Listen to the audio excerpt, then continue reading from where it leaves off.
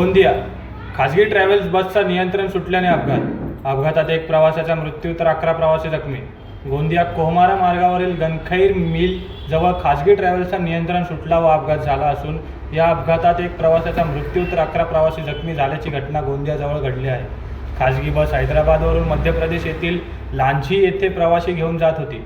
खाजगी बस चालकाने सांगितले की एसटी महामंडळाच्या ड्रायव्हरने कट मारल्यामुळे संतुलन बिघडलं आणि समोर असलेल्या उभ्या ट्रकला वाचवण्याच्या नादात खाजगी बस खाली उतरली आणि हा अपघात झाल्याचं सांगण्यात आलं आहे। तर बस चालकाने खाजगी बस ही ड्रायव्हर चालवत नसून कंडक्टर चालवत असल्याची माहिती दिली आहे, परंतु या दोघांच्या नादामध्ये एकाचा मृत्यू तर 11 प्रवासी जखमी झाल्याची घटना घडली आहे।